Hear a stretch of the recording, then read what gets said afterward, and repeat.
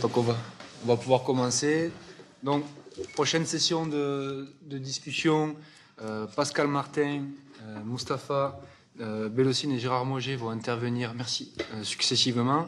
Et ensuite, on laissera la parole à la salle avant les interventions du reste de l'après-midi avec Maxime Kijou qui nous a rejoint, et Louis Pinto et Marc Joly. Alors, donc je laisse la parole à Pascal Martin. C'est une vingtaine de minutes, c'est ça? Oui, merci. Alors, je dois remercier déjà Raphaël de m'avoir invité à participer à cette journée. Et effectivement, comme ça a été dit ce matin aussi par un autre intervenant, c'est vrai que moi ça va plutôt être de l'ordre du témoignage, même si bon, il y aura matière à produire une analyse sociologique, certainement à partir de ce que je vais présenter. Alors, j'ai intitulé ça un air de famille. Mais c'est vrai qu'en fait, en préparant ma communication, en fait, je me suis rendu compte que j'aurais certainement besoin, et j'aurais pu le développer davantage, mais en tout cas, dans le temps qui m'est imparti, je vais tâcher de montrer cet air de famille, mais à deux niveaux différents, ou, pour le dire autrement, comment un air de famille peut en cacher ou en dévoiler un autre. Alors, je vais commencer par finalement l'air de famille qui me rapproche de Raphaël de Santi. Alors, il y a effectivement beaucoup de points communs et c'est notamment ça qui m'a beaucoup touché en lisant son livre. Donc ces points communs vont transparaître dans ma présentation, mais il me semble surtout intéressant peut-être de souligner certains écarts de nos deux trajectoires pour voilà, essayer de travailler un peu sociologiquement sur nos deux trajectoires. Alors, moi, je suis issu en fait d'un milieu populaire. Mon père était ouvrier, couvreur dans le bâtiment. Ma mère était salariée à mi-temps. Elle travaillait comme secrétaire dans une toute petite PME. Et moi, en fait, mon parcours scolaire s'est dans un premier temps arrêté après le bac, filière B, donc qui était filière économie à l'époque. Et en fait, je m'en suis tenu là devant le refus familial. Alors qui était surtout dû à leur incompréhension devant mon souhait de vouloir intégrer l'université pour y faire des études d'anglais. Ma prof d'anglais de l'époque était d'ailleurs intervenue auprès d'eux pour leur dire que ce serait bien que Pascal puisse continuer à faire des études en anglais, il est très fort et tout ça. En fait, pour mes parents, déjà avoir le bac, c'était pour ainsi dire le Graal pour intégrer un poste honorable dans le monde du travail, et donc ils ne comprenaient absolument pas ce que la question de l'université venait faire là-dedans. Pour eux, c'était un univers totalement étranger, sachant que mes parents n'étaient absolument pas du tout diplômés. À la différence, peut-être, je peux peut-être juste dire que ma mère avait eu son certificat d'études et avait suivi une formation de secrétaire sténodactylo, mais enfin bon, ce qui était quand même pas un capital culturel très important. Il se trouve en fait que bon, j'ai un peu lâché l'affaire dans la mesure où ma motivation profonde à l'époque, c'était surtout de percer dans le rock comme batteur dans un groupe post-punk, et on se situe à ce moment-là au début des années 80. Donc finalement, ça ne m'avait pas plus contrarié que ça, puisque de toute manière, pour moi, intégrer la vie active, c'était juste avoir un job alimentaire en attendant de percer donc, dans le milieu artistique. Et en fait, pour céder à la pression de ma mère qui ne voulait pas m'entretenir à rien faire, sentiment qui était sans doute partagé par mon père aussi à l'époque, je candidate donc sur les bons conseils de ma mère à la sécurité sociale, partant du principe que, comme elle me le répétait sans cesse, c'est une bonne place. Ainsi, me voilà entré donc dans la vie active, et donc avec effectivement à la fois l'envie d'avoir la paix familiale et tout en attendant le décollage de ma carrière artistique. Je pense que le décès de mon père en 89 constitue en fait un point de basculement donc, de mon parcours, notamment à travers deux éléments qui me semblent importants. Je vais, quelques années après, donc en 93, renoncer définitivement à une carrière musicale qui n'a pas vraiment percé. Et surtout, en fait, à la suite du décès de mon père, donc, je décide en fait de m'engager à la suite d'un mouvement social qu'a connu la Caisse primaire de l'assurance maladie, donc dans laquelle je suis salarié. Donc je décide de m'engager dans le mouvement syndical, la CGT, où je deviens militant syndical permanent, autrement dit donc détaché. Je ne suis plus en activité au guichet ni dans un centre de sécurité sociale, mais donc je suis représentant syndical, élu, délégué du personnel. C'est suite en fait au départ pour la Confédération CGT, donc du secrétaire général du syndicat de l'époque, en 1995, avec lequel je m'entendais très bien, que je commence à m'interroger sur mon avenir dans le syndicat. En effet, je n'ai pas soutenu la candidature de celui qui allait lui succéder et je pressens que mes jours dans le syndicat sont comptés, en particulier dans la position que j'occupe alors dans l'organisation locale, mais aussi j'ai pris des responsabilités au niveau national.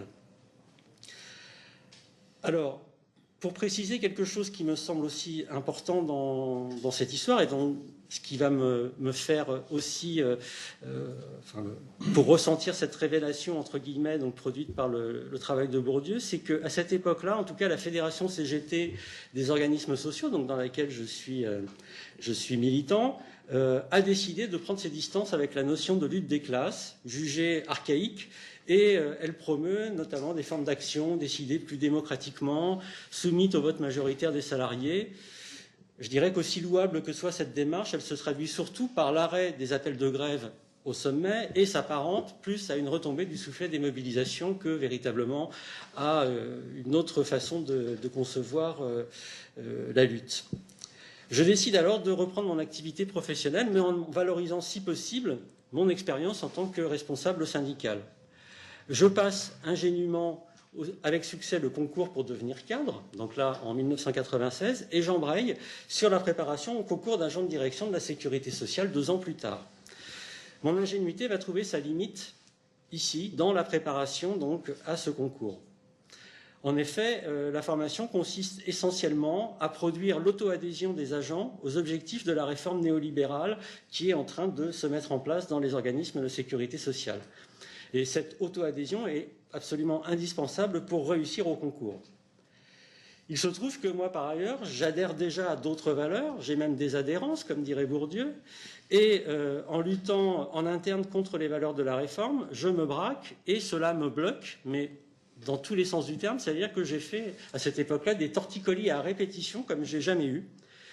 Et je vais donner juste un exemple révélateur en fait et qui est en fait un petit peu la mise au pied à l'étrier du travail qui m'a fait en fait rencontrer les travaux de Bourdieu.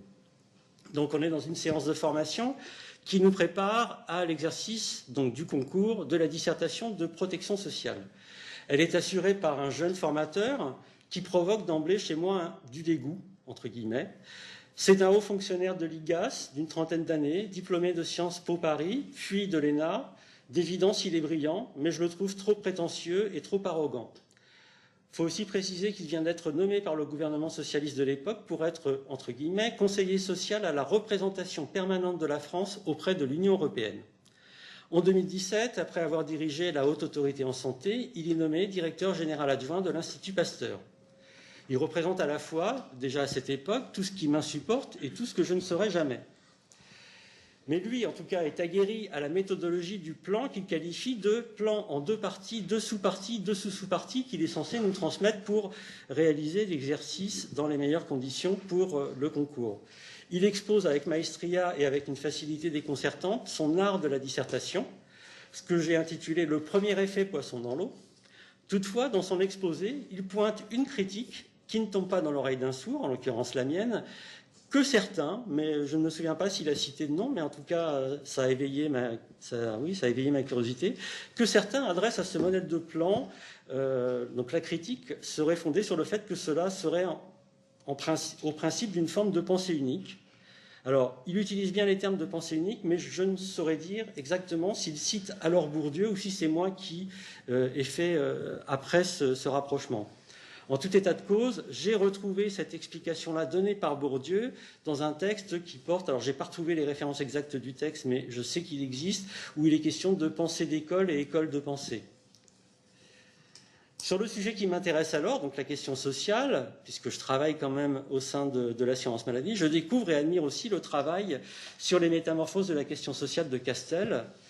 En revanche, alors que ces 2 ouvrages nous sont présentés dans la formation, j'associe clairement la nouvelle question sociale repenser l'État-providence de Rosan Vallon, donc finalement aux mesures de réforme qui ont cours dans l'institution.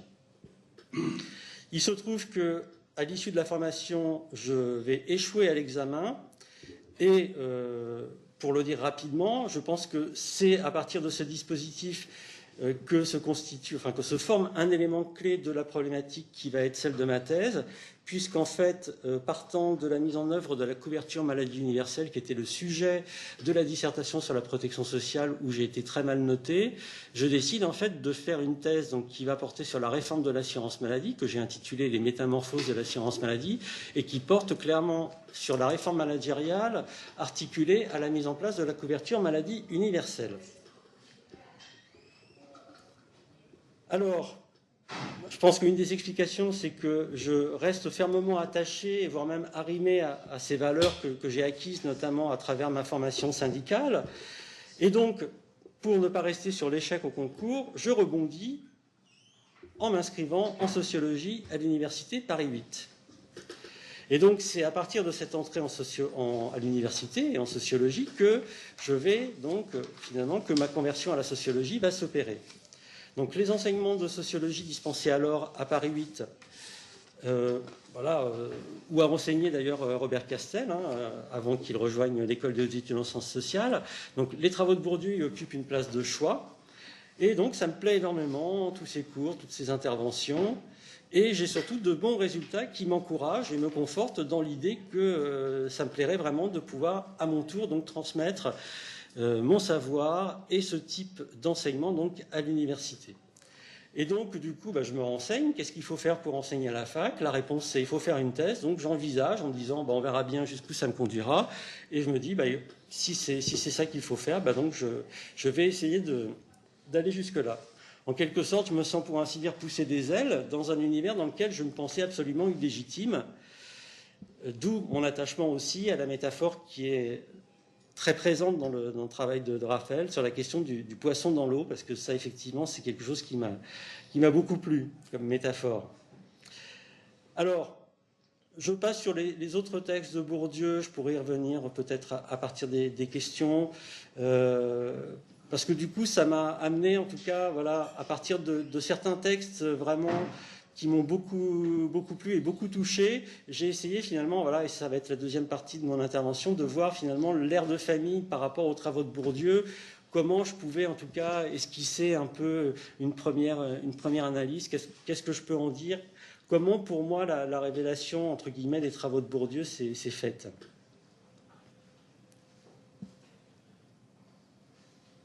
Alors, comme pour Raphaël, l'ouvrage clé qui m'a converti à la sociologie de Bourdieu, c'est La Distinction. Pourtant, à l'époque où moi je l'ai lu, il ne vient pas d'être publié. Ça fait à peu près 10 ans qui se sont écoulés depuis sa sortie. Et moi, j'ai intégré donc à la rentrée 99-2000 le DUG de sociologie à l'université Paris 8 de Saint-Denis. Alors, pour moi, j'ai retenu deux aspects de la lecture de La Distinction, outre ceux que mentionne Raphaël dans son livre. Je pense que très clairement, son analyse, même si au début je n'ai pas tout compris, et même si je le relisais encore maintenant, il y a encore certainement des passages que je ne saisirai pas complètement, mais en tout cas, elle fait clairement écho à une humiliation que j'ai connue assez longtemps au collège, par rapport à la mode vestimentaire, sur toute la question des styles de vie et tout ça, et notamment sur la partie sur l'habitus et l'espace des styles de vie, la notion de visible, d'invisible, et surtout les comparaisons, en tout cas les tensions entre être et paraître. Voilà, donc ça c'est un premier point. Et surtout, après avoir finalement connu une déconvenue au sein de la CGT qui abandonne clairement la notion de lutte de classe au profit d'autres formes de revendications et d'autres formes de lutte. Donc ce travail de Bourdieu, la sociologie de Bourdieu, renoue clairement avec la notion de lutte de classe. Donc si elle est abandonnée par la fédération CGT à laquelle j'appartenais, en tout cas, son travail lui donne un crédit scientifique. Alors, à partir aussi de l'ouvrage de Raphaël, j'ai noté quelque chose qui me semblait aussi peut-être intéressant à questionner plus longuement. C'est cette expression, je crois, qui doit être de Bourdieu à l'origine, cette question de l'habitus adéquate.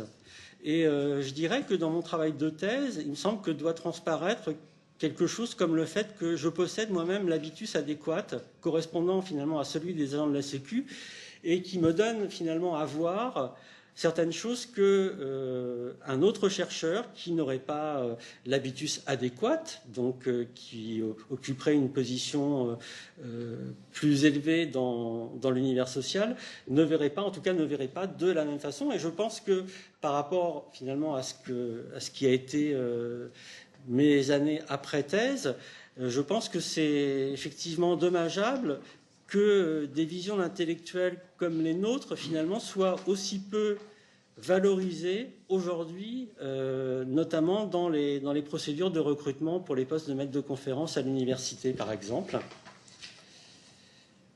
Parce que du coup, je pense que, voilà, en tout cas dans cette partie du livre de Raphaël et par rapport à la citation de Bourdieu par rapport à ça, je trouve que, voilà, il y a quelque chose comme une forme d'homogénéisation du regard sociologique qui pourrait être produite finalement par des recrutements avec finalement des profils qui reviennent quand même assez souvent, qui sont voilà, très proches.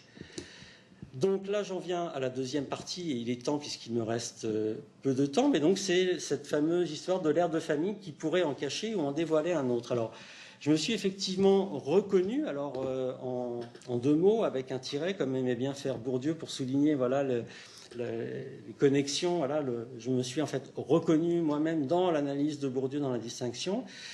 Et je souscris complètement voilà, l'idée que développe Raphaël sur la question, enfin en tout cas je me retrouve dans cette position où pour moi, effectivement, Bourdieu était dans une position du sujet supposé savoir, c'est-à-dire le sujet à qui l'on prête un savoir sur soi-même que l'on ignore.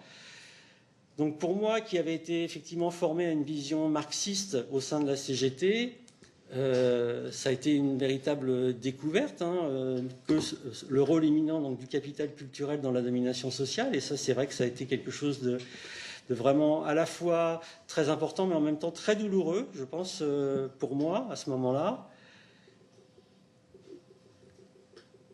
Et voilà, et j'avais souligné un autre aspect, voilà, c'est que finalement, je me suis noté que les formules qu'employait et les mots qu'employait Bourdieu, finalement, me parlaient, alors dans un double sens, c'est-à-dire que oui, il trouvait écho en moi, mais en même temps, d'une certaine manière, il parlait à ma place, c'est-à-dire avec des mots que je n'aurais pas su trouver, des formulations qui n'étaient pas forcément les miennes, mais qui en tout cas, voilà, disaient quelque chose de mes propres conditions d'existence et de la violence symbolique que j'avais déjà endurée, que je subissais encore à ce moment-là et qui ne m'a malheureusement pas quitté jusqu'à ce jour.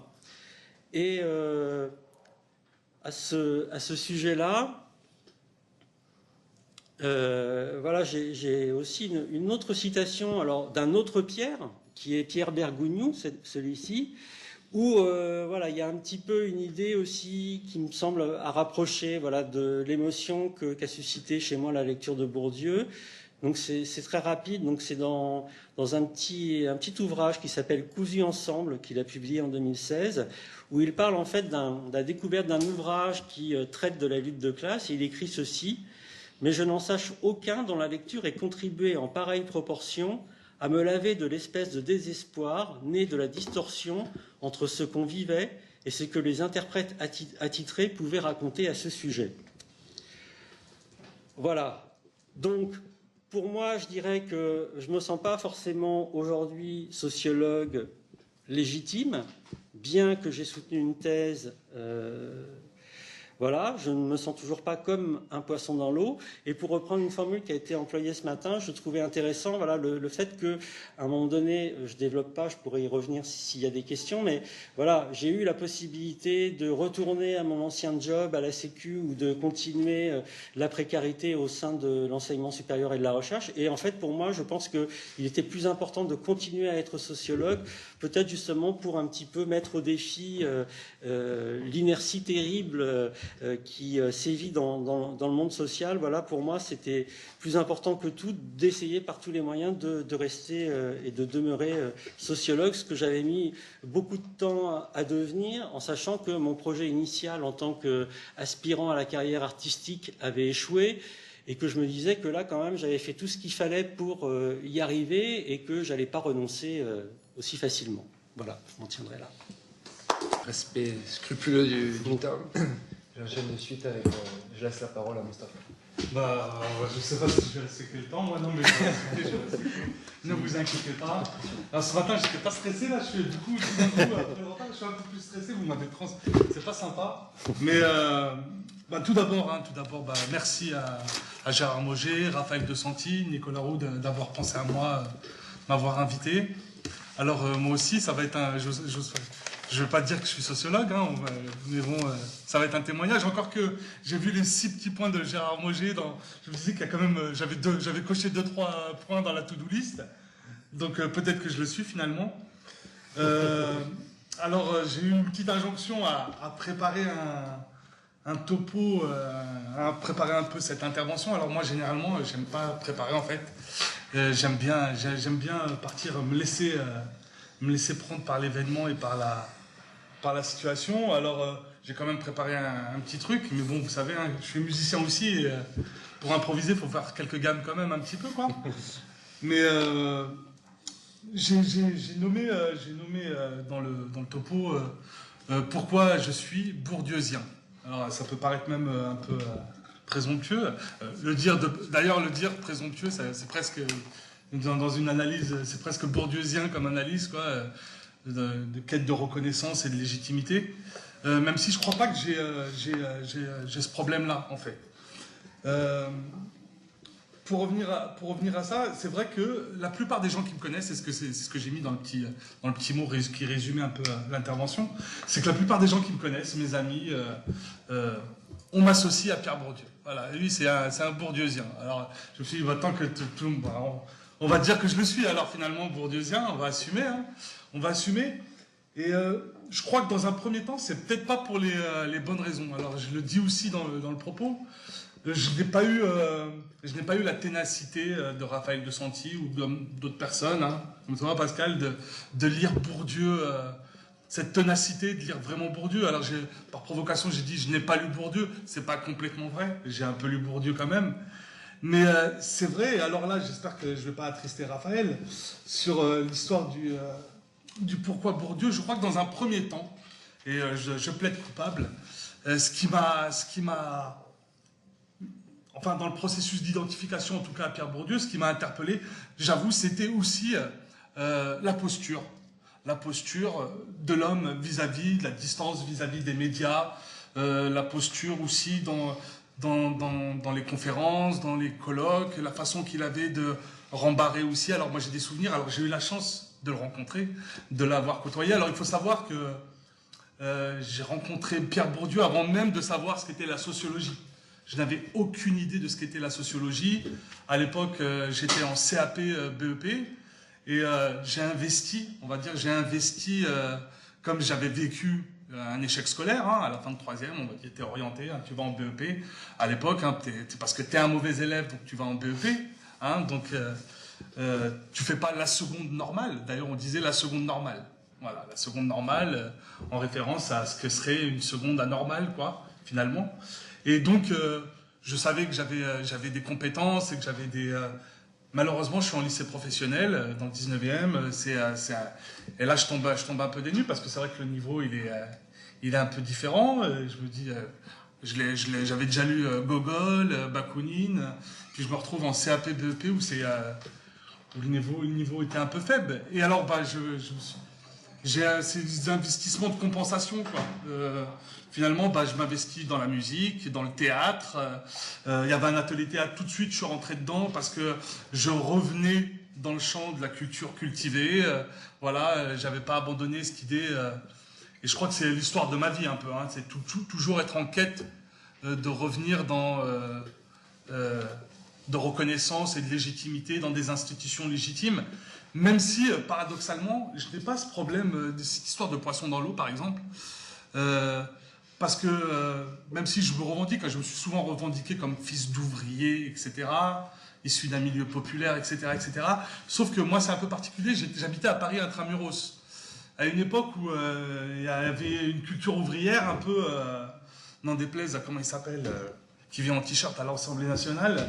Il y avait des ouvriers un peu cultivés. Ils mettaient des liquettes, ils mettaient des chemises. Il y avait quand même... voilà, c'est pas simplement. Alors c'est vrai qu'il n'y avait pas beaucoup de livres à la maison, etc. Mais j'ai écrit, j'ai rédigé, sous les conseils de Gérard Moget, une socio-analyse qu'il faudrait, où j'explique aussi la genèse de pourquoi je me suis intéressé à l'art et à la culture, etc., etc. Mais c'est vrai que moi, j'étais assez. J'arrivais aussi bien à me mouvoir dans un milieu bourgeois que dans un. Et j'ai jamais eu trop de difficultés par rapport à ça. Mais c'est vrai qu'il y avait quand même cette question de reconnaissance et d'avoir subi un échec et d'avoir la volonté de sortir de ça. Et là, c'est à ce moment-là que je me suis aussi investi dans le milieu associatif. Et là, c'est la première fois que j'entends parler de Pierre Bourdieu. Alors moi, je suis d'origine kabyle. Et alors, voilà, c'était un incontournable dans tout ce qui était dans la communauté kabyle. Alors, il y avait Montassalit Yassine, Pierre Bourdieu, à tel point que je pensais que Pierre Bourdieu, voilà, il bossait que sur la Kabylie. Nous, les Kabyles, voilà, on s'est dit, tiens, voilà, c'est... Et c'est comme ça que j'ai commencé à le côtoyer dans des conférences. Alors j'ai un souvenir aussi avec une conférence à la Mutualité avec Jacques Derrida sur l'Algérie, etc. Et ce que j'ai tout de suite apprécié chez Bourdieu, c'est cette façon, il était attablé, comme ça, moi je m'en souviens, il était attablé, alors il y avait des sociologues avec lui, et là il commençait à leur dire, c'est bon, toi tu viens de dire n'importe quoi, donc je vais commencer par toi parce que c'est beaucoup plus simple à déconstruire ton propos. Et j'avoue, je plaide coupable, ça me faisait triper, ce côté aussi de pouvoir d'être un peu comme ça, j'allais dire, cette culture de dire ce qu'on pense et d'être intègre. Et alors, cette identification, elle s'est faite aussi là-dessus. Et je crois que c'est pas à négliger, en tout cas dans ma trajectoire. Ça veut dire, j'aimais aussi que dans les médias, ils disent, non, en 5 minutes, j'ai pas le temps de développer mon propos. Là, je ne répondrai pas à votre question. Et je l'ai vu plein de fois faire des interventions comme ça, et c'est vrai que ça me plaisait. Ça correspondait aussi à une époque où j'écoutais beaucoup de rap. Et à l'époque, il y avait un groupe Assassin. D'ailleurs, Assassin, on retrouve la musique dans... Pierre Carl a repris dans son film La sociologie est un sport de combat des morceaux d'Assassin. Assassin, à l'époque, alors... après, on pourra déconstruire, parce que Assassin, c'est Rockin' Squad, qui est aussi le fils de Jean-Pierre Cassel, qui est aussi le frère de Vincent Cassel. Et c'est intéressant, on parlait du rap ce matin. On se rendait bien compte qu'à l'époque, tout le monde pense que le hip-hop, c'est issu des milieux populaires, des quartiers populaires. Quand on connaît l'origine de l'arrivée du hip-hop en France, on se rend bien compte que c'est arrivé par les classes dominantes et par les milieux bourgeois plutôt. Mais Assassin, à l'époque, ils masquaient leur visage, et il y avait cette notion de refus, de contrôler les interviews, et voilà. Et moi, j'aimais ça aussi chez Pierre Bourdieu. J'aimais cette posture, la posture aussi je dis ce que j'ai à dire, et je me suis aussi un peu identifié à ça. C'est pas faux. Même si après, bien entendu, je crois, et on peut en parler, j'ai envie de dire, j'étais bourdieusien avant même, je suis pas tout le temps, comment dirais-je, humble, je suis pas tout le temps humble, c'est vrai. Mais c'est vrai que j'étais bourdieusien avant même d'avoir connu Pierre Bourdieu. J'ai envie de dire, je suis arrivé au collège, j'ai vu la 6e première langue allemande, j'ai tout de suite compris qu'il y avait un problème, quoi. Parmi les 6e, c'était les meilleurs, c'était la classe des meilleurs. Et ça, je l'avais tout de suite compris, et je me disais, mais pourquoi je suis pas dans cette 6e-là, quoi. Et finalement, si ce n'est que, voilà, c'est déjà, j'avais déjà une évidence quand j'ai commencé à lire Bourdieu, Les Héritiers, par exemple. J'ai tout de suite eu une évidence dans l'affiliation, dans la trajectoire, aussi une proximité, peut-être proximité culturelle, de l'origine sociale de Pierre Bourdieu, de comment il en est arrivé là. J'ai presque envie de dire, je crois que j'ai lu Gérard Moget avant de lire Pierre Bourdieu, presque. Parce que, mais c'est vrai. C'est vrai, non, mais parce que, et justement, on parlait du rap, parce que j'avais fait des recherches, à l'époque, c'était les blousons noirs, les hippies, les loupards, que j'avais récupéré à la documentation française, où je faisais un travail, justement. Alors, entre-temps, je me suis inscrit à la fac de sociaux. Il faut savoir que, moi, je voulais la Sorbonne. Je voulais pas aller à Saint-Denis. C'est hors de question que je me tape Saint-Denis. Non, je viens du 19, j'ai pas que ça à faire. Je voulais aller à la Sorbonne. J'étais un peu déçu parce qu'en premier cycle, on était à Clichy, on n'était pas à la Sorbonne, on n'était pas à l'amphi d'Urkheim. Donc, et j'avais commencé déjà. Alors, faut savoir que j'étais à Paris 5, qui étaient tous, sauf à l'époque, tous sauf une fac bourdieusienne. Et d'ailleurs, j'avais même des injonctions à ne pas lire Bourdieu. Je me souviens qu'il y a un enseignant qui nous disait vous citez Bourdieu dans votre disserte, c'est zéro. Il n'y a pas de droite, il n'y a pas de gauche. Donc, j'oserais pas. On peut dire que je ne citerai pas le nom, mais c'est un spécialiste, un psychanalyse, voilà, psychanalyste. Il doit être vieux maintenant, mais bon. Mais non, heureusement qu'il y avait quand même des gens bienveillants. Il y avait des bourdieusiens, il y avait Combes-Six, c'était le seul qui mettait des bonnes notes. J'étais content.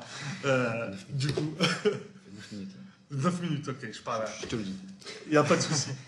Et donc, c'est vrai que au départ, dans un premier temps, je me suis construit aussi par rapport, je parlais de cette identification de la posture, etc.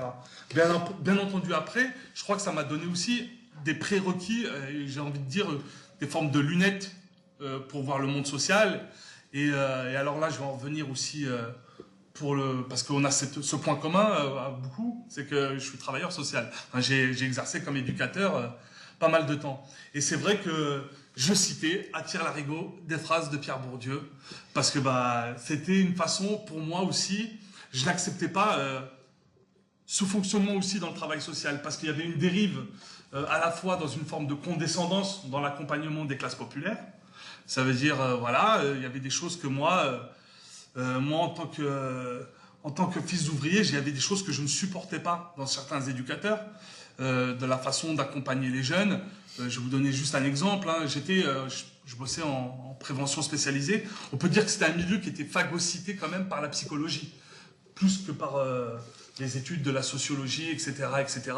On avait des réunions tout le temps. Et c'est vrai que, par exemple, tu as un édu qui disait en réunion, voilà, ce quartier, il y fait bon vivre.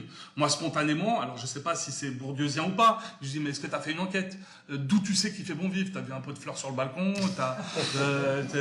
Il fait bon vivre? Ah bon? Non, je sais pas, je suis pas convaincu qu'il y fasse bon vivre, quoi. Il faudrait demander aux gens. Et c'est vrai que moi, j'ai utilisé Bourdieu, les lectures de Bourdieu, et je l'avoue, alors je ne sais pas si c'est une question de couille, mais c'est une question de... C'est vrai pour disqualifier aussi certains propos et certaines situations que je ne comprenais pas, que je ne saisissais pas. Et voilà, ça veut dire réclamer aussi de l'équité dans le travail. Alors ça pose la question de... Est-ce qu'on peut être... Alors c'est une question très importante. Est-ce qu'on peut être... C'est facile d'être bourdieusien, j'allais dire, dans un séminaire, dans un colloque. Mais au boulot, c'est très compliqué d'être bourdieusien. Ça veut dire comment déconstruire les rapports de domination à l'intérieur même de nous. Mais c'est ce que j'ai fait, c'est ce que j'ai pas arrêté de faire. Et même Gérard Moget qui me disait arrête de faire tes... Pourtant, Gérard Moget qui est vraiment sociologue et qui connaît bien l'œuvre de Bourdieu, il me disait arrête tes bêtises, des fois tu vas trop loin. Parce que c'est vrai que moi, j'hésitais pas à rembarrer, à déconstruire les mécanismes, les fonctionnements pendant la période d'essai. Alors moi, généralement, je continuais pas. En général, je continuais pas le boulot. Donc, ça a un coût aussi d'être bourdieusien. Alors, ça pose cette question, et je bosse aussi là-dessus en ce moment un petit peu, la question de est-ce qu'on peut rester soi-même et intègre, parce que c'est aussi ça l'idée que je me fais aussi de l'œuvre de Pierre Bourdieu dans n'importe quel champ, dans le champ professionnel. Moi, j'ai eu un souvenir, j'étais invité dans une radio, à France Inter ou à France Culture, je ne sais plus, et où la dame dirait, moi, en off, elle me dit, j'aurais bien aimé dire la même chose à mon patron, sauf que moi, je le faisais. Je le faisais régulièrement, et c'est vrai que ça a un coût. Et c'est pas évident. Je sais plus où c'est que j'en étais, mais j'avais 40 000 choses à dire, comme quoi il faut peut-être préparer. Hein. En théorie, 2 minutes. En théorie, mais tu sais, je suis un anarchiste, alors je vais... Mais plus sérieusement, c'est vrai qu'il y a aussi... Voilà, on en parlait, quand je rencontre... Bourdieu m'a aussi influencé, je rencontre quelqu'un, j'aime savoir... d'où il vient, d'où sa parole vient, ce qu'on appelle les conditions de production de la parole finalement, réclamer des choses qui peuvent paraître assez futiles et banales, mais les gens ils sont assez surpris quoi. Ou quand on leur dit d'où tu sors l'information, c'est-à-dire finalement des postures presque méthodologiques aussi un petit peu. Et je pense que ça a été aussi une influence. Au-delà de l'aspect... alors c'est vrai qu'on était tout un groupe à Paris 5, il y avait Xavier Zunigo, que Monsieur Moget connaît bien, on allait voir Pierre Bourdieu dans tous les séminaires et dans tous les colloques, on le suivait. Moi je me souviens d'un cours au Collège de France, à l'époque ils avaient pris Lima parce que le Collège de France était en travaux, Et je me souviens que tout le monde avait commencé à applaudir et Pierre Bourdieu il a dit c'est bon, vous arrêtez d'applaudir, on n'est pas un spectacle, on fait pas un sketch là, je suis pas en train de faire un sketch. Et c'est vrai que c'était sympa. La dernière fois que j'ai vu Pierre Bourdieu, c'était à la Fnac des Ternes.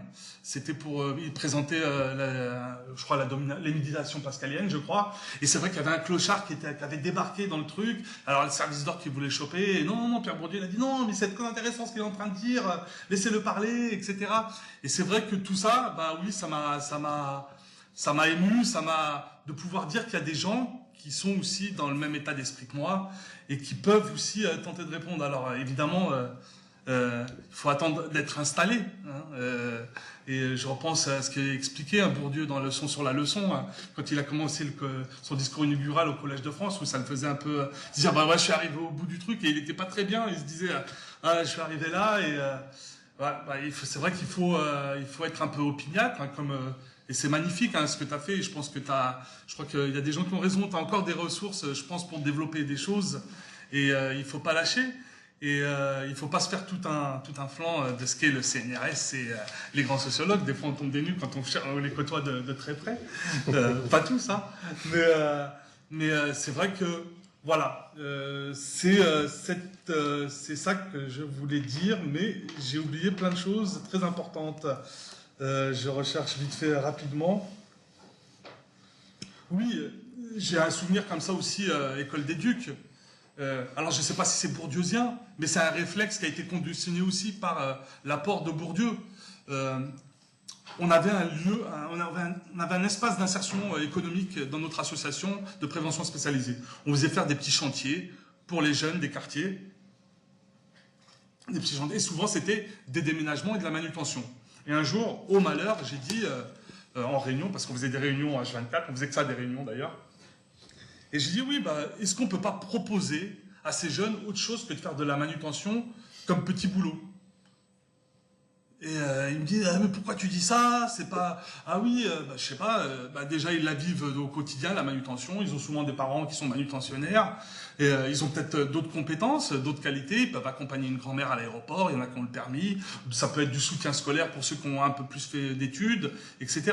Et tout de suite, on est tout de suite taxé ou disqualifié, on peut passer comme un démago, un populiste, un poujadiste, et c'est tout simplement des choses, finalement... de dire les choses sérieusement et de les faire sérieusement et d'être assez simple. Pas simpliste, mais simple. Et c'est aussi ça que ça a apporté ça m'a apporté la sociologie de Bourdieu.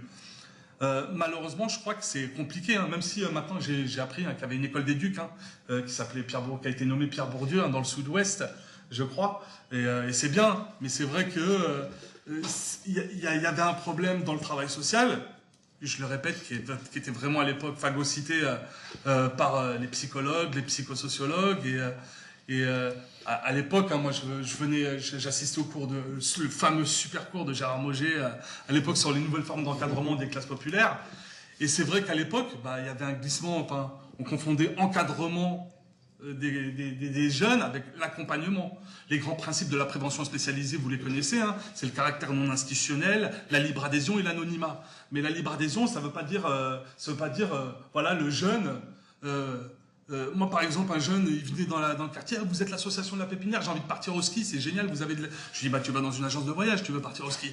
Et mes collègues, les collègues le prenaient mal, ils me disaient, non, mais t'as pas le droit, il est pauvre, il vit dans une cité, on va lui payer son voyage. Pour moi, je pense que c'était... merci. Mais je ne l'écouterai pas. J'essaye quand même. Non, mais c'est bien. Je pense que c'est aussi ça. Être bourdieusien, c'est aussi dire des choses qui peuvent déplaire aussi à son propre entourage, à des personnes qui nous entourent, et d'être aussi juste tenter d'être objectif dans ce qu'on vit. J'ai oublié... Voilà, j'en ai fini. Je voulais dire plein d'autres choses en fait, mais ça fait rien. Lisez mon livre parce que j'explique. Je perds pas le nord. Je perds pas le nord. Lisez Précaire et lisez aussi parce que je contribue quand même pas mal dans la revue de Savoir Agir, co-dirigée par Louis Pinto et Gérard Mauger. Et vous trouverez d'autres choses. C'est plus précis parce qu'il me faut réécrire. Voilà.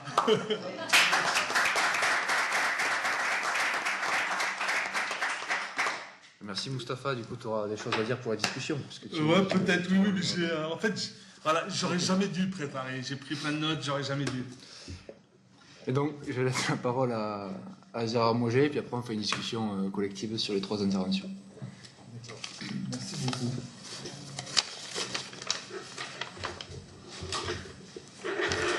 Alors, moi, j'ai beaucoup préparé. C'est un exposé très académique sur un sujet qui est parfaitement académique, avec un plan totalement académique. Donc, je suis sûr de vous embêter à périr après Moustapha. C'est pas facile de parler après lui, quoi. D'autant plus que je risque... On n'entend rien, en plus. Ouais. D'autant plus qu'on... On entend, là? Je pense que c'est allumé. Faut parler plus fort. On va approcher le machin.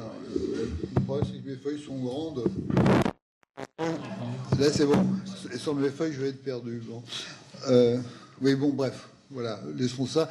Je vais donc essayer de vous parler en 20 minutes du sujet que j'avais envisagé d'aborder aujourd'hui, que j'avais appelé une thérapie sociologique avec un point d'interrogation. Non pas d'ailleurs dans l'intention d'ouvrir prochainement un cabinet de socio-analyse pour combler ma retraite, mais enfin bon, parce que c'est un sujet qui m'intéresse et puis dont il me semble qu'il a un rapport quand même avec ce dont on parle aujourd'hui. Bon, je vais essayer de faire bref parce que ça risque d'être trop long et très embêtant finalement. Donc je vais vous donner le plan, grosso modo. Dans réponse aux questions que lui posait Vacan, Bourdieu témoignait des effets qu'a eu sur lui la sociologie et plus spécifiquement ce que déjà à l'époque il appelait la socio-analyse. Je cite Bourdieu. Pour moi, disait-il, la sociologie a joué le rôle d'une socio-analyse qui m'a aidé à comprendre et à supporter des choses, à commencer par moi-même, que je trouvais insupportables auparavant. Voilà, réponse page 182. On peut se demander, dans la même perspective, si au fond son intention, ou une de ses intentions en faisant ou en dirigeant la misère du monde, n'était pas comparable à celle de Freud publiant les 5 psychanalyses, quoi, 5 études de cas à l'appui de... Bon, à l'appui de, je ne sais pas trop quoi d'ailleurs, peut-être d'une thérapie, plutôt peut-être à l'appui de ce que pourrait être l'idée d'une thérapie sociologique. On peut lire, en tout cas, je crois, c'est la misère du monde, comme un recueil de socio-analyse, il n'y en a pas 5, il y en a beaucoup plus que ça, d'usage, donc en quelque sorte, de la sociologie à des fins quasi cliniques, conçues, dit-il d'ailleurs, comme un instrument de libération individuelle. Voilà. Alors, je me suis dit que dans le cadre de cette interrogation collective sur ce que la sociologie pouvait faire à ses lecteurs, je pouvais essayer de débaucher au moins la comparaison suggérée par Bourdieu entre socio-analyse et psychanalyse, avant de tenter de cerner les effets prêtés à la socio-analyse. Donc voilà, 2 parties, un exposé tout à fait académique, classique. Voilà. Est-ce qu'on peut parler d'une homologie? Sur quelle base entre socio-analyse et psychanalyse? Et dans cette perspective-là, quels pourraient bien être les effets de la socio-analyse? Alors, je vais aller vite, oui, j'espère. Voilà. Non, je vais aller vite parce que sinon je risquerais d'être très long, quoi. Voilà, c'est ça mon problème, quoi.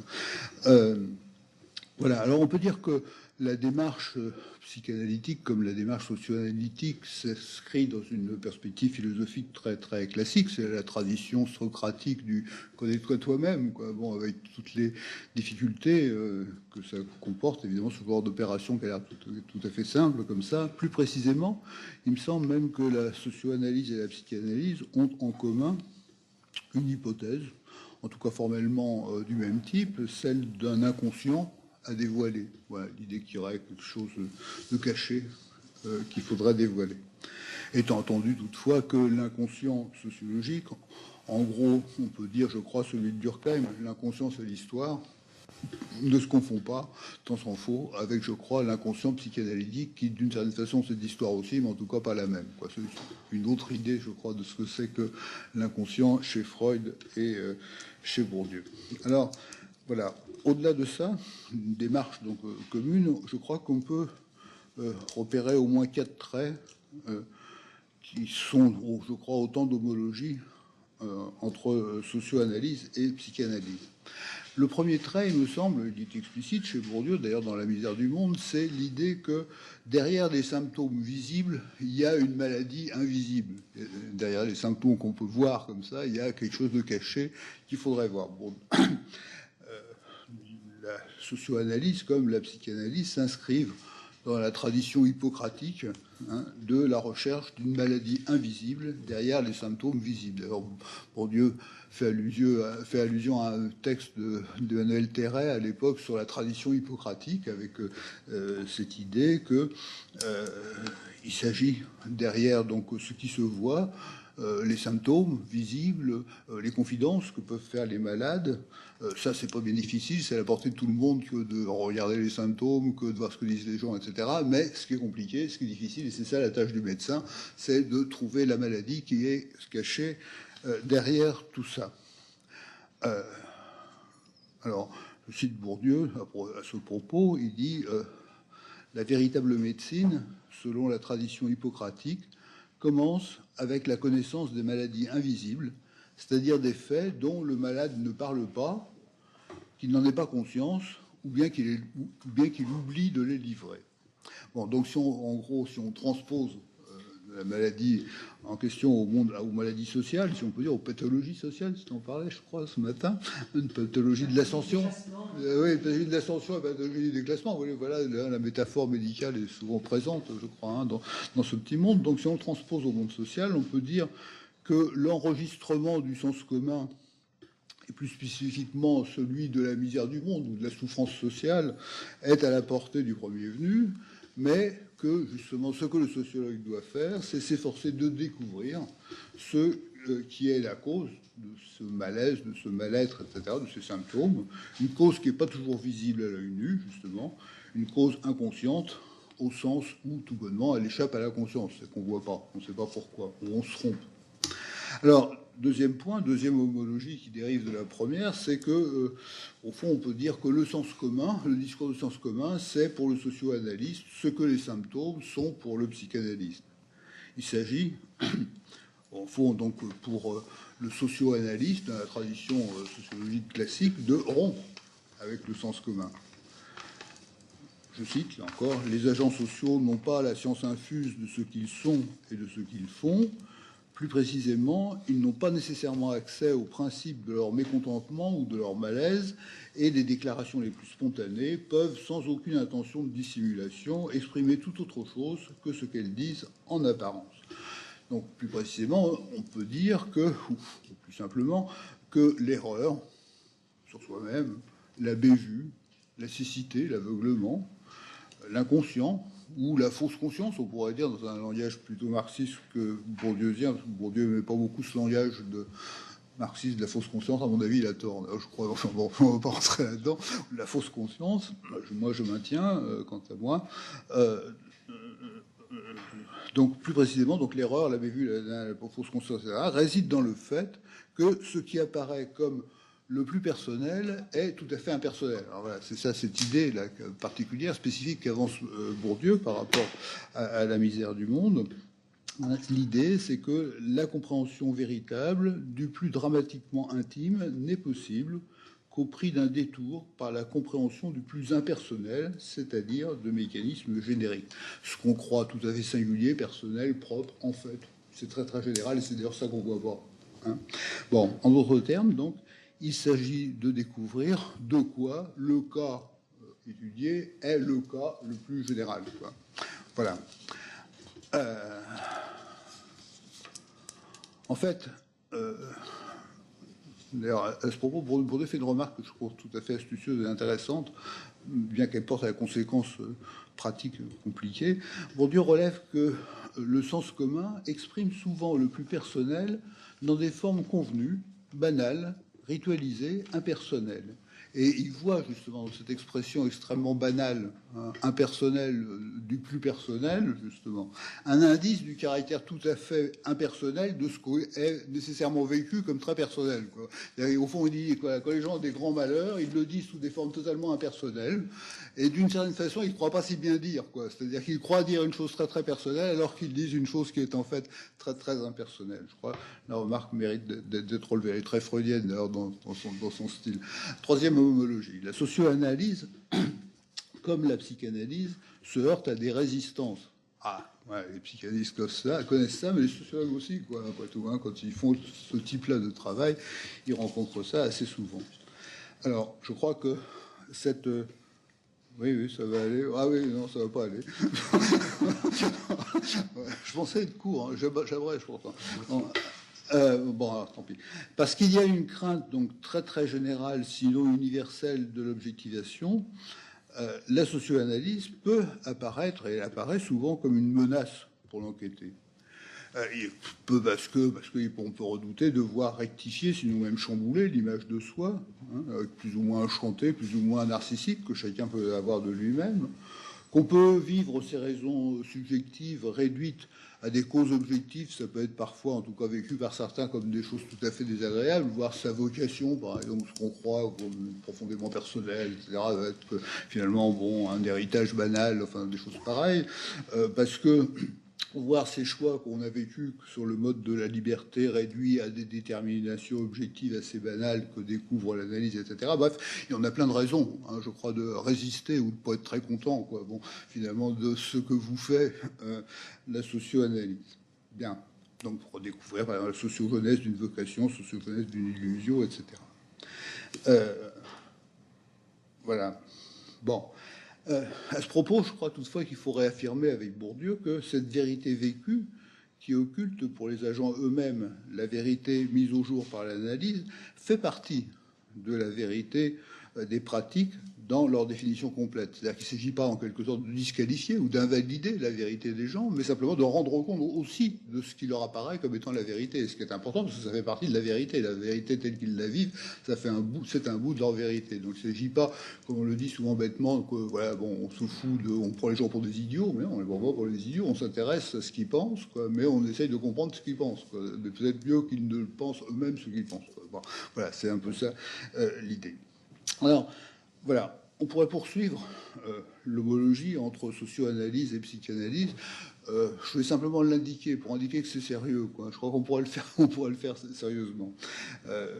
Il faudrait, je crois, donc prendre plus au sérieux ces deux modes d'exploration de la subjectivité que sont la socio-analyse et celui de la psychanalyse. Bon, s'intéresser donc non seulement aux résistances de l'enquêté, mais aussi à tous ces aspects du dispositif qui ont depuis longtemps retenu l'attention des psychanalystes plus que des sociologues, et à mon avis, les sociologues ont tort. Donc c'est simplement une invitation que je voudrais faire. Par exemple, je pense qu'il serait intéressant de se poser la question, sinon de la demande de l'enquêté, du moins celle de son accord pour s'y prêter. Si l'on veut, la question des dispositions très inégalement réparties dans le monde social et confusément réparties dans le monde social, ce qu'on pourrait appeler des dispositions à parler de soi. Voilà, qui est-ce qui a envie de parler de soi? Bon, et qui veut pas du tout. Bon, voilà, je pense que c'est une bonne question. C'est une question qui est au centre du travail des psychanalystes, que les sociologues feraient bien de se poser aussi. Deuxième question que posent régulièrement les psychanalystes et qu'oublient, ou en tout cas qu'abordent de façon très légère les sociologues, à mon avis, c'est la question de l'écoute. Hein, c'est la question du travail dit socratique d'aide à l'explicitation, c'est-à-dire aussi la question compliquée de la distance et de l'empathie, hein, de l'établissement de la relation de confiance, comme on dit un peu naïvement, quoi. Bon, un peu, oui, naïvement, et on dit très, très sommairement, quoi. Bon, comme si cette relation entre enquêteur et enquêté se réduisait à une question de confiance. Bon, la question aussi, troisième question, voilà aussi que se posent les psychanalystes, qu'oublient de se poser un peu moins les sociologues, c'est la question de la directivité, la question du questionnaire, du questionnement, et de la violence symbolique qui peut être liée, qui est souvent liée d'ailleurs, au questionnement et aux questions qu'on pose ou qu'on ne pose pas. Bon, dans la question aussi de la reformulation des questions, la question des associations, la question des relances, etc. Bon, toutes ces questions que se posent les psychanalystes très attentivement, que les sociologues abordent de façon un peu souvent cavalière.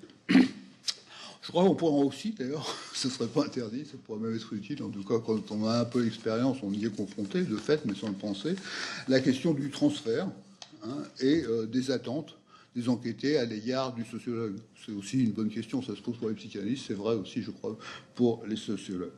La question des interprétations du sociologue. Bon, qu'est-ce qu'on fait? On l'explicite, on dit je me trompe si je te dis que, ou bien on la ferme, on dit rien, on regarde ça pour soi. Bon, voilà. Une vraie question aussi. Une autre question, tiens, pour moi, je l'ai rencontrée plusieurs fois dans ma vie d'enquêteur, la question de la fin de la socio-analyse. Vous savez, la question de la fin de la psychanalyse, c'est un vrai problème. Ouais, la socio-analyse, moi j'en ai eu un pendant 2 ans, tous les vendredis matins. Quoi, hein. Bon, je savais pas comment finir. Quoi. Bon. Et c'est pas le seul. C'est pas le seul. Voilà. Bon, bref, voilà. Il me semble. 5 minutes. Bon. Bon, alors voilà, je m'arrête. Mais je voulais simplement indiquer qu'on voilà, on peut prendre au sérieux, à mon avis, cette question donc de l'homologie entre psychanalyse et socio-analyse, non seulement à un niveau théorique, mais aussi à un niveau pratique. Et je pense que voilà, se poser ces questions pratiques, c'est progresser, je crois, aussi théoriquement. Voilà. Alors je vais dire juste quelques mots, je vais l'énoncer, puisqu'il me reste 5 minutes, ma deuxième partie, sur les effets de la les effets supposés de la socio-analyse. Alors j'ai 6 points, je vais énoncer les titres, puis comme ça j'aurai fini. Voilà. Alors le premier point que je voulais évoquer, c'était la question du postulat des effets thérapeutiques de la vérité. Voilà. Bourdieu, je le cite, là, disait « C'est mon optimisme un peu scientiste, mais je pense qu'il vaut mieux savoir la vérité que de ne pas la savoir, et qu'on peut fournir à des gens qui souffrent quelques moyens de comprendre un tout petit peu mieux ce qui leur arrive. » Voilà. Alors, c'est intéressant, mais j'ai rien contre. Hein. Je serais même plutôt pour, au fond, hein, personnellement. Voilà, je crois que la vérité, ça n'a jamais fait vraiment de mal à personne. Mais c'est vite dit. Quoi. Bon, je pense que ça mériterait, là aussi, de s'interroger sur les effets supposés de la vérité. Ça fait quoi aux gens, lors de la vérité, ou à quelle sorte de gens, etc. Bourdieu donne 2 indications, d'ailleurs, auxquelles on peut souscrire, je crois, assez facilement. L'une, c'est de, au fond, accroître la tolérance. Voilà. C'est-à-dire la tolérance à soi-même, d'abord. Voilà, ça peut aider à s'accepter soi-même. Ça peut aussi aider à mieux supporter les autres, voilà, à les nécessiter, comme il dit en citant Francis Ponge, ce que je crois vrai. Bon, voilà. Deuxième effet, c'est... oui, vous voyez bien tout ce que ça poserait. Oui, ça pose la question de l'excuse sociologique. Hein. On peut faire on peut dire des tas de choses là-dessus, de la tolérance. Bon, qu'est-ce que ça implique socialement, politiquement, etc. Des tas de choses. On pourrait développer beaucoup. Bon, je le passe. Bon, deuxièmement, le deuxième effet supposé, ou en tout cas prêté, c'est déplacer les causes du malheur. Déplacer les causes du malheur de l'individuel au social. Bon, alors là, on est en plein dans l'excuse sociologique. C'est pas de ma faute, comme je le crois, mais c'est de la faute à des déterminations sociales externes, impersonnelles, d'ailleurs très souvent, très générales. Bon, voilà. Donc, au fond, voilà, l'idée, c'est de chercher voilà, c'est ou bien chercher le particulier dans le général ou chercher le général dans le particulier. Bon, l'idée, c'est de désingulariser, déresponsabiliser, etc. Bien. Troisième point. C'est que développe Bourdieu, d'ailleurs, hein, je n'invente rien, là c'est la socio-analyse comme sport de combat. L'idée c'est que la socio-analyse peut servir d'arme de défense contre la violence symbolique. En fait, bon, il me semble que sous ce rapport, Bourdieu s'est montré très pessimiste, bien souvent, sur la possibilité de se défendre contre la violence symbolique, et en particulier sur les vertus de ce qu'il appelait la logothérapie, en se moquant un peu. Bon, il y aurait beaucoup à dire là-dessus. Bon, je vais rien dire parce que il y aurait vraiment beaucoup à dire. Voilà, sur, au fond, sur les effets. Oui, j'ai fini. Sur en quoi, voilà, la socio-analyse pourrait bien être une arme de lutte contre la violence symbolique. Qu'est-ce que ça suppose par rapport à la conception de la violence symbolique, étant entendu que chez Bourdieu, il y en a, à mon sens, au moins 2 assez différentes, l'une qui l'autorise, l'autre qui l'interdit. Voilà. Quatrième point. Quatrième effet, tout à fait essentiel, assumé comme tel, c'est au fond l'effet d'incitation au militantisme auquel inviterait la socio-analyse. Au fond, ce serait du divan aux militants, quoi. Vous avez tout compris. Maintenant, bah, écoutez, prenez votre carte à la CGT. vous voudrez, mais quelque part, quoi. C'est au fond passer du traitement individuel à l'action collective. Sous ce rapport, on peut on peut être pessimiste, on peut aussi être optimiste. Alors chez Bourdieu, on trouve les deux, comme très souvent, on trouve les deux, on trouve en fait ces deux volets-là, par exemple, pessimisme, optimisme. Chez Bourdieu, ça c'est toujours. Si on y fait attention, on le trouve quasiment toujours. Voilà. Optimisme. Voilà, Bourdieu dit, la sociologie n'empêche pas de souffrir, elle permet de comprendre pourquoi on souffre. Bon, oui, c'est l'optimisme pessimiste. C'est bon, voilà, bon, ça n'empêche pas de souffrir, hein, mais bon, on ne souffre pas de la même façon. Hein, voilà, bon, cinquième effet prêté par Bourdieu à la socio-analyse, c'est on montre en généralité et en abstraction et en grandeur aussi, c'est la chance, dit-il, d'accéder au statut de sujet rationnel. Bon, alors ça, je pense que c'est intéressant. Hein, c'est la thèse de si la seule chance que j'ai d'échapper un tout petit peu, peut-être, à mes déterminations, c'est de les connaître. Voilà. Hein, pour avoir une chance donc d'accéder à quelque chose comme un sujet rationnel, c'est-à-dire capable de tenir compte de ses déterminations et donc par là même de pouvoir dépasser ses déterminations, c'est en les connaissant. Enfin. Et c'est un corollaire de ce que je viens de dire à l'instant, c'est la socio-analyse, elle est la possibilité d'accéder à une forme de conscience du déterminisme qui est elle-même la condition de la liberté, rien moins que ça. Voilà, hein, c'est du Pelloutier, ce qui manque à l'ouvrier, c'est la science de son malheur. Voilà, c'était vrai pour les ouvriers, mais pas seulement. Je crois que c'est beaucoup plus facile qu'on pourrait généraliser très au-delà. Voilà, je vous remercie de ça.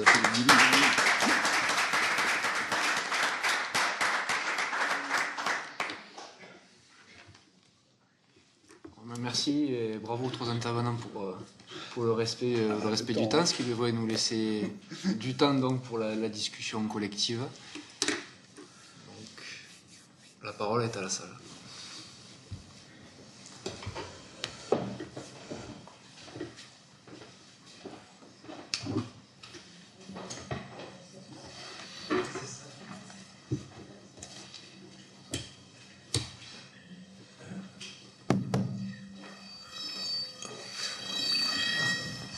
Dans le cadre d'un amical débat avec mon ami Gérard que je me permets d'intervenir, de réagir à un certain nombre de choses qu'il a dites sur la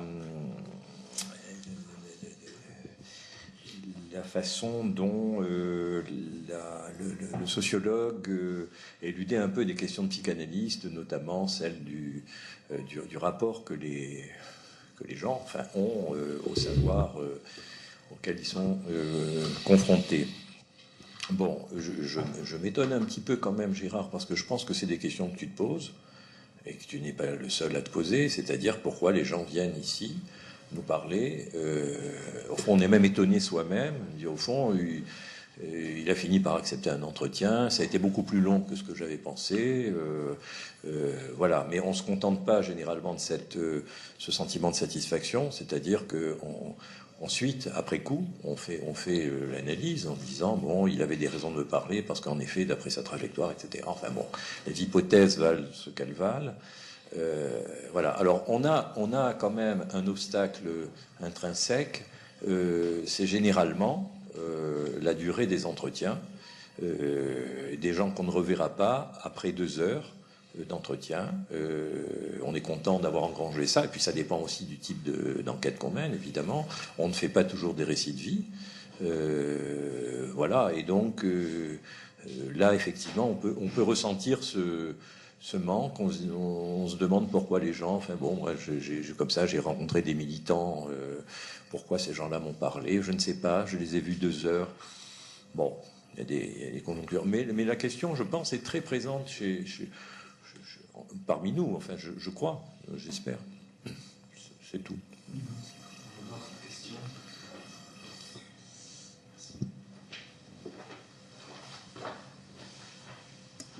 Bonjour, merci pour vos interventions respectives. J'ai une question qui transverse aussi, je ne sais pas si le terme transverse existe, mais bon, qui traverse en tout cas vos 3 contributions, c'est celle de la figure parentale en fait.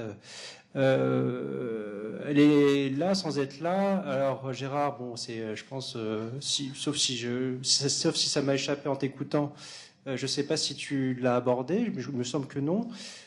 Tu l'évoques à un moment donné, Pascal, quand tu parles de ta propre trajectoire, tu dis que le décès de ton papa est un élément de bifurcation, ou en tout cas dans ta trajectoire qui est un moment important. Et puis pour toi, Mustapha, elle est là, mais sans être là en fait. Quand je parle du figure parentale, je parle aussi bien de la mère que du père. Donc c'est quand même un élément de compréhension des conditions de production du social qui est extrêmement déterminante, pour le coup, dans l'œuvre de Bourdieu. Donc j'aimerais bien, si vous pouviez en reparler pour éclairer vos propres trajectoires ou celles des propositions d'analyse, de rapprochement entre sociologie et psychologie, psychanalyse, pardon. Ce que je propose en quelques ensuite, s'il y a d'autres réactions. Il y en a une derrière Maxime. C'est vraiment une question très très courte. C'est par rapport au transfert. Ce serait quoi le contre-transfert du sociologue? Qu'est-ce qu'il pourrait manipuler comme équivalent pour gérer une relation où il se sent pris par celui qui l'interroge? C'est un peu technique, ouais. Oui, mais bon.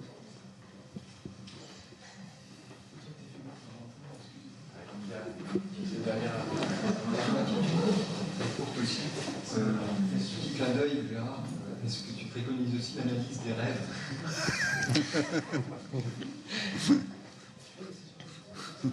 Merci, je pense que vous avez de quoi répondre. Tu veux commencer? Je peux commencer. Alors, moi, par exemple, dans mon livre, j'en parle vraiment, et c'est pas par pudeur, ou c'est vrai que j'en parle pas trop, parce que bon, déjà, je vais pas faire de misérabilisme, c'était assez violent, quoi. Moi, j'ai un souvenir, en 6e, j'ai été convoqué par ma CPE, et ils ont convoqué mon père pour trop de bavardage, et mon père, il a sorti la ceinture, il lui a dit, il n'y a qu'un bon coup de ceinture dans la gueule, et comme ça, il va arrêter de bavarder. Mais plus sérieusement, j'ai envie de dire, même moi, mes parents, en ce qui concerne mes parents, alors, j'en parle dans ma socio-analyse. Je crois que mes origines kabyles, parce que quand on écoute de la musique kabyle, la musique kabyle, à l'époque, elle était forcément revendicatrice.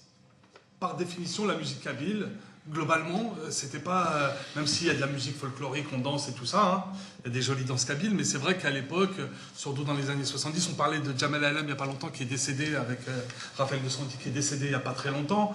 J'en ai parlé un peu dans mon discours. Je suis bourdieusien, mais je suis aussi matoubiste. Matoublounès, quelqu'un qui a eu une très grande influence aussi dans ma trajectoire, qui avait aussi des vrais points communs.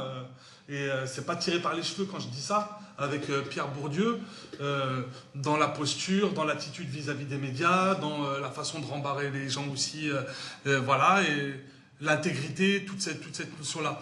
Alors, mes parents ont eu une influence aussi sur le fait, ce que j'appelle la genèse de ce qui m'a poussé à m'intéresser à la culture, etc. Il faut savoir que mon père, il bossait à l'ORTF, à la SFP, à l'époque, rue des Alouettes, près de la place des Fêtes. Donc c'était un milieu, il était manutentionnaire, balayeur, mais voilà, c'était quand même un milieu, il y avait des studios, il y avait des stars, il y avait des vedettes, on rencontrait des gens. Et par contre, il faut le dire, même si voilà, mes parents vivaient toute l'année que pour une seule chose, c'était pour retourner au pays les 3 mois d'été. Toute l'organisation du quotidien, tous les jours, c'était organisé pour... on était encore dans le mythe du retour au pays. Moi, quand j'ai annoncé à ma mère que j'ai récupéré ma pièce d'identité française très très tard, moi. Quand ma mère, je lui dis, ouais, elle a un peu chialé. Pourtant, mon père, il est né en 1925, c'est-à-dire que l'Algérie était française, il a été français, etc. Il a eu une carte de résidence, il n'a jamais sollicité la pièce d'identité française. Mais c'est vrai que j'en parle pas trop, mais j'en parle un peu dans la société, qui n'a pas été publié dans le livre d'Agone, malheureusement. Je pense que ça aurait été... C'est intéressant, mais je l'ai envoyé à M. Moget, donc... j'en parle un peu dans ma socio-analyse, mais c'est vrai que j'ai envie de dire, plus l'aspect culturel de l'identité kabyle, plus que l'idée, pas simplement l'idée du père et de la mère, mais qui m'a poussé aussi à m'intéresser. Il n'y a pas de hasard, quoi. Enfin, sinon, si j'ai fait aussi un peu de socio après, même malgré les échecs à l'école, je me suis intéressé à la guitare. Voilà. Je sais pas, je me suis intéressé à Bakounine parce que Matoub Lounès, dans un texte, il dit d'après Bakounine. Donc Matoub dit d'après Bakounine, bam, je vais aller voir Bakounine, quoi. Mais Assassin cite Noam Chomsky et cite Pierre Bourdieu aussi. Donc voilà, tout ça, c'est ce qui fait que, bon, il y a eu plein d'influences.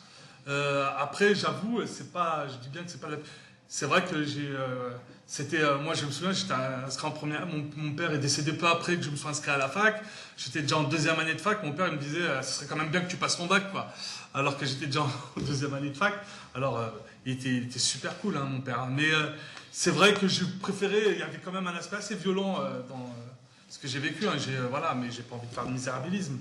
Mais plus l'aspect culturel, moi ce qui m'intéressait en tout cas dans mes petites nouvelles, c'était de raconter mes expériences de travailleurs précaires et des petits boulots, même si il y a eu d'influence évidemment. Hein, je ne sais pas si j'ai répondu à la question. Alors moi pour répondre, alors c'est vrai que j'avais quelques indications dans la présentation, donc je rappelle vite fait, mon père était ouvrier du bâtiment, ma mère donc travaillait à mi-temps dans une très petite entreprise.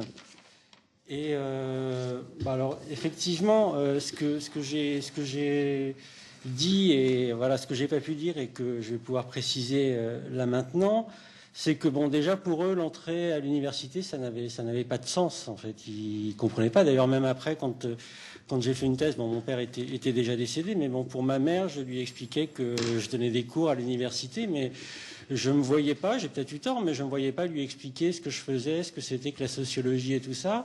Et d'ailleurs, elle me disait souvent, bon, je sais pas si tu as bien fait de laisser ton boulot à la Sécu, voilà, bon, apparemment ça a l'air de te plaire, mais bon, voilà, je crois qu'elle ne comprenait pas exactement ce que je faisais. Alors peut-être que je lui ai pas suffisamment expliqué non plus ce que je voulais faire à travers ça. Je pense que, voilà, en tout cas, moi, les origines de mes parents, je les ai un peu transcendées dans mon rapport à la sociologie. Et un des textes, justement, qui m'a toujours beaucoup ému de Bourdieu, c'est dans La misère du monde, les contradictions de l'héritage. Parce que je pense que ce texte a été pour moi, effectivement, et ça m'a renvoyé à ma formation comme aspirant à l'encadrement à l'assurance maladie. Et je me suis rendu compte qu'à un moment donné, j'avais eu la volonté finalement de m'élever par rapport à mon milieu d'origine et voire de le quitter. Et ce texte-là m'a vraiment bouleversé. Je me suis dit qu'il fallait pas, j'avais pas envie de faire ça. Au contraire, je voulais essayer de trouver quelque chose qui rendait à la fois hommage aux convictions politiques de mon père qui se déclarait communiste, mais sans être militant. Mais pour lui, voilà, il avait bien compris que, en gros, il y avait les intérêts des patrons, les intérêts des ouvriers. Et lui, étant ouvrier, il avait tout intérêt finalement à être communiste. Voilà, et donc mon engagement dans le milieu syndical, c'était très clairement, en tout cas consciemment, de mon point de vue, c'était pour rendre hommage à mon père ouvrier. Et je pense que voilà que l'engagement dans la sociologie et dans cette thèse, c'est ma mère qui m'a fait rentrer à la Sécu. En même temps, voilà, c'est en hommage à mon père que j'ai voulu défendre quelque chose qui avait un lien avec le monde ouvrier. Et je trouve que bon, bah voilà, finalement, le travail sur la sécurité sociale réunit bien ces deux éléments. Bon, j'essaie de répondre aussi à Maxime sur la question de l'héritage familial. Je pense que tu mets le doigt sur une chose à mes yeux très très importante. Enfin, moi, j'ai découvert ça il y a longtemps en le faisant sur le tas. Hein. C'est l'héritage culturel familial, c'est un héritage qui est toujours au moins paternel et maternel. Bon, ça a l'air de rien dit comme ça, mais je pense que ça dit beaucoup de choses. Et c'est à mon avis très important d'y faire attention. Voilà, on est en général le fils ou la fille d'un père et d'une mère, et si homogames que soient les couples sont jamais totalement homogames, ou en tout cas homogames au point que le père sera exactement identique à la mère et vice versa. Ne serait-ce aussi parce qu'un père c'est un père, et une mère c'est une mère, comme rappelait Julie ce matin, on pourrait prêter au père, je sais pas, des dispositions agonistiques et à la mère des dispositions pacificatrices. Alors comment on se débrouille avec ça? Voilà, il faut bien que les enfants se débrouillent avec ce double héritage, par exemple, ces deux composantes de l'héritage et comment ils le gèrent. Je trouve que c'est pas une question sans intérêt, sans importance. Il y a au moins deux modalités. Hein. C'est l'identification paternelle ou l'identification maternelle, ou bien essayer de bricoler un compromis entre les deux. On me dira, ça dépend du genre. Oui, mais seulement c'est plus compliqué, quoi. Voilà, c'est pour ça que c'est plus compliqué que ça. En tout cas, se poser la question de cette question-là, c'est au moins découvrir la complexité de la question de l'héritage culturel familial, ce qui n'est pas son intérêt. J'ajouterais une complication supplémentaire qui manque pas d'intérêt non plus, à laquelle sont très attentifs les psychanalystes et souvent moins les sociologues, mais ils ont tort si c'est le cas. C'est la position dans la fratrie aussi. C'est intéressant de savoir si on est le premier, le deuxième ou le pénultième, là où l'antépénultième. C'est aussi tout un ensemble de questions qui, par rapport à cette question même de l'héritage, ont, à mon avis, une très grande importance et compliquent considérablement les choses. Dans le dernier livre qu'a écrit Stéphane Beau, je pense, tout ce rapport, c'est une belle démonstration en acte de ce que ça veut dire l'héritage culturel et la position dans la fratrie, d'être un garçon, une fille, d'être le premier ou l'avant-dernier ou d'être au milieu, quoi. Bon, voilà, toutes ces questions-là ont une importance tout à fait décisive par rapport à la compréhension de ce que ça signifie un héritage familial. Voilà ce que je voulais dire sur le premier point. Sur la question de Marc, oui, je suis allé vite. Je me suis hasardé peut-être en parlant de transposition de la question du transfert ou du contre-transfert. Je l'ai fait de façon très personnelle, en ayant des cas présents pour moi, où j'ai été d'évidence le support d'un transfert de l'imago paternel. J'étais un substitut paternel avec lequel on a joué aussi au punching ball. Aussi. Bon, j'ai mis un petit peu de temps à comprendre, mais pourquoi qu'est-ce qu'il cherche celui-là? J'ai mis un certain temps à comprendre que bon, c'était peut-être pas vraiment de moi dont il s'agissait, mais qu'il avait des comptes à régler avec quelqu'un d'autre, quoi. Bon, et que voilà, en l'occurrence, c'est moi qui en servais. Mais il y a une question qui peut se présenter formellement du même type. Qui me semble être aussi une question importante que j'ai rencontrée aussi dans la pratique de l'enquête, c'est la question, dans le même type de lexique, du don et du contre-don. Voilà, dans un entretien, surtout un entretien long, c'est aussi toujours ça. C'est un don qu'on reçoit, ou le sociologue reçoit, parce que voilà, quelqu'un lui donne des données, hein, il fait un cadeau des données. Alors c'est quoi le contre-don? Ça se pose la question du contre-don. Moi, je l'ai rencontré un certain nombre de fois, en particulier avec le type dont je vous parlais, là, qui est venu pendant 2 ans. Et en plus, ça avait duré beaucoup plus longtemps que ça. Hein. Bon, il y avait le projet de faire un livre, quoi. Bon, ce livre n'est toujours pas fait. Parce que c'est la question du don contre don. Je ne me voyais pas, moi, m'approprier ces données et faire ce livre tout seul, et le faire avec lui. J'ai essayé de 1000 façons, je n'ai jamais réussi, quoi. Bon, je ne suis pas arrivé. Bon, en réalité, c'est dans mes archives des données, je pense, d'une richesse assez exceptionnelle, sur un braqueur professionnel, en plus. Une trajectoire un peu spéciale, quoi. Bon, voilà, c'est une espèce de source de données considérable, donc je ne sais pas quoi foutre, voilà, parce que je suis coincé avec cette histoire de don contre don. Finalement, je finirais peut-être par m'approprier le magot, quoi. Bon, mais voilà, non sans difficulté. Si je ne l'ai toujours pas fait, c'est pour ça, hein, c'est pour ces histoires-là. Voilà, quant à la question des rêves, j'ai acheté le bouquin de la hier, hein, mais je ne l'ai pas ouvert encore, je peux le trouver le temps. Ça va venir. Il y a peut-être le temps pour prendre encore 1 ou 2 interventions avant de passer à la suite. Ok. Bon, s'il n'y a pas de réaction, je propose qu'on laisse la place à Maxime. On fera une pause après ton intervention et la discussion qui suivra.